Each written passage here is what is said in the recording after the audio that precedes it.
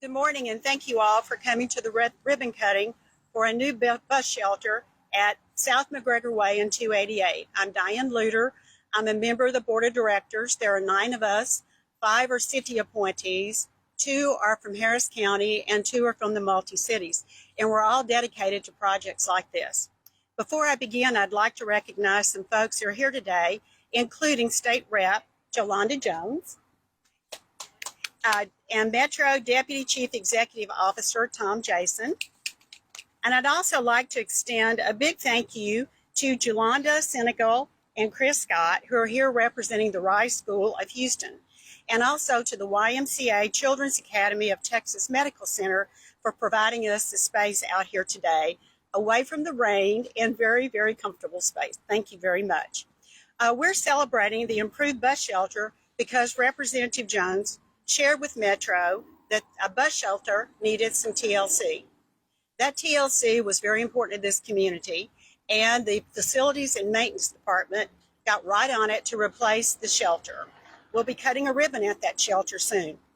Our board member, Lex Frieden, as you all may know, is a founder of the ADA. He was one of the authors of the ADA.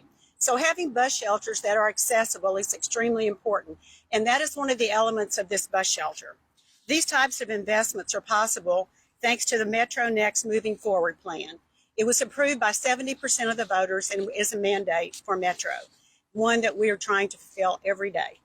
Not only does the plan fund investments in the expansion of several types of transportation, but it also focuses on projects to improve service and accessibility while enhancing customer service.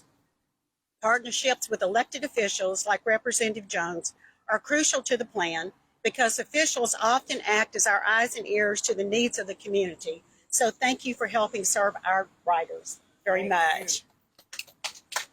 So a shelter, by definition, provides protection.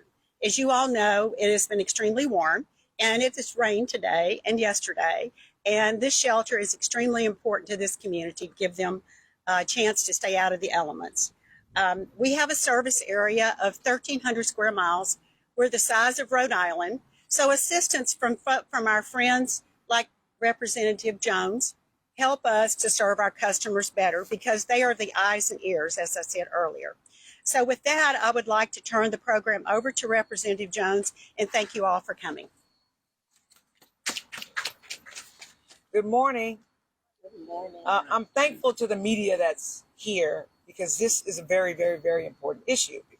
So many thoughts go through my mind. Those of you who don't know me, I'm from 3rd Ward. Well, there used to be some apartments over here, like where we are now, called Fieldtown Square Apartments. I used to live in Fieldtown Square Apartments. So this area is really important to me. I also work out along McGregor, but I mostly work out along North McGregor and not South McGregor. So the story of how this new shelter came to be is because a very dear friend of mine, Maria Gonzalez, she is a professor at the University of Houston in the Women's Studies Department. So she calls me either one Saturday or one Sunday morning, and she is livid.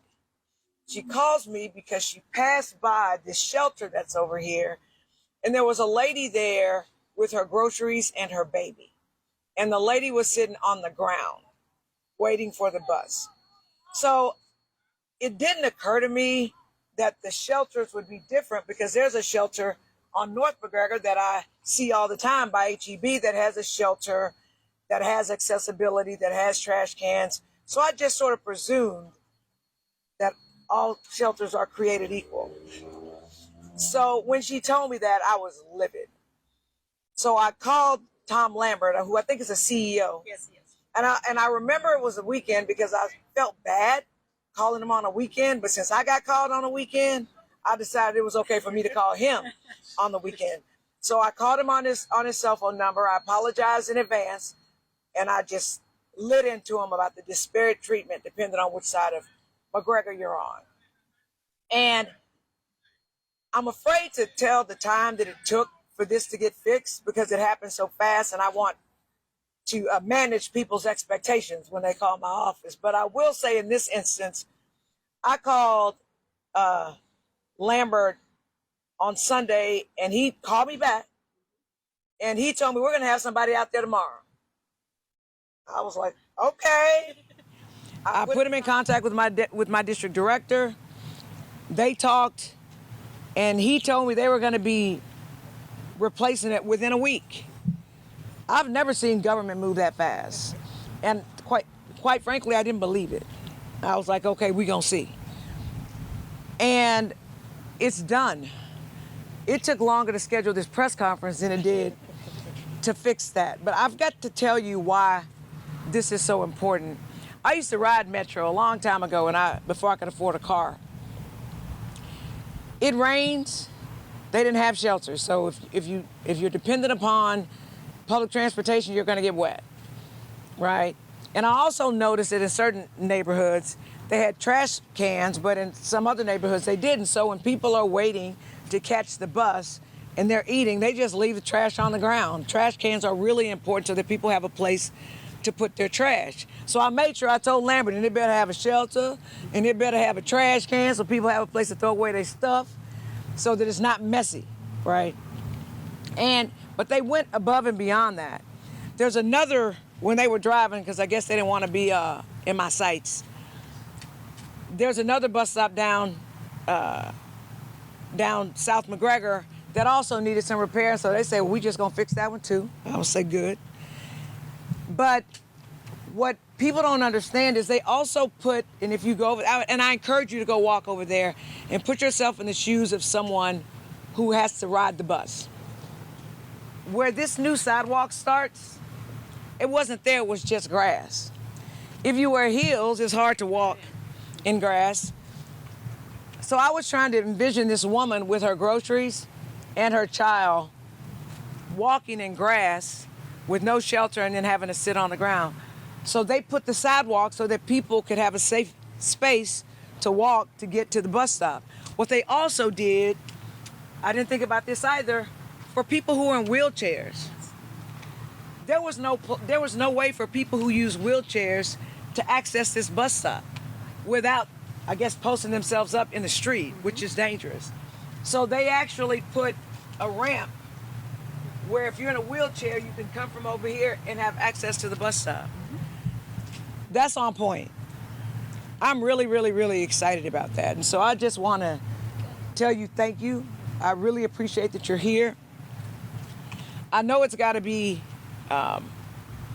important, again, for people with disabilities. There's a school right here.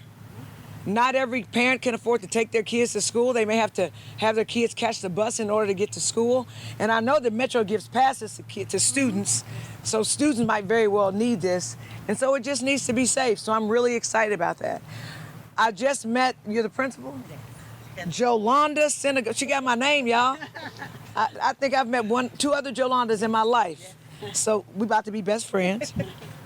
And then when I saw Chris, I know his mom. I've known his mom for a long time. What you guys don't know about Chris is he's a rock star. He's also a movie star. He's been in a movie. He was in a movie. He has Down syndrome, but he can take care of himself and he can probably take care of himself better than a lot of people take care of themselves.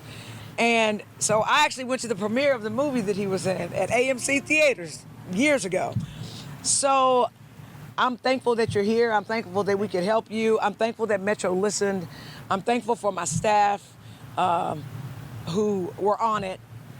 And you set a really high standard for fixing stuff. That's okay. So hopefully the way you pay attention to detail this quickly, you will continue to do that. And I'm happy to work with you. I know you met a lady out here who gave you a suggestion for another bus stop because accessibility matters, right? So I'm just thankful to be here. Thank you very, very, very much. Thank you. Oh, and Tom Jason, who can't be here, I guess Lambert is not here. And so Mr. Jason, what's your title? Deputy CEO. Deputy CEO has something to say, but again, I thank you. Absolutely. Well, and I'll be brief because we want to get to the fun part of this. First of all, thank you, Representative Jones and Board Member Luter. I appreciate it. Again, I'm Tom Jason. I'm the Deputy CEO. And before I get into my quick comment, I just want to acknowledge Tim and the rest of the Metro folks that are here and have pitched in to help not just today happen, but to deliver this project so fast. Tim's in the back. He's modest. He won't wave, but there he goes. Thank you, everyone. At Metro, we work every day to provide the community with a better walk, a better stop, and a better ride. Obviously, today we're focused on the stop, but it's part of the full combination, and it's part of the overall customer experience that we try to focus on to improve every rider's opportunity to ride and to enjoy Metro transportation. But addressing this issue was really made possible by the efforts of Representative Jones, who has been very, clearly a champion for the community and has pointed out some of these issues. We're thrilled to have it. This back and forth is exactly what we need to listen and to hear. Today we're talking about one bus shelter. In the very near future, we're going to start rolling out many more bus shelters. Over the summer, our board approved the purchase of and installation of 400 new bus shelters, and that's for this year. And we're going to be very careful how they get deployed. Right. But that's for this year. We also have 400 more for each of the next 5 years planned. So we're looking at 2,000 new bus shelters, and that's coming. So, I'm glad you pointed out the accessibility issue, because that was important here. This was somewhat of an island, and it's it's just thrilling to be part of this. This is a very busy bus stop. We have quite a few riders that use it.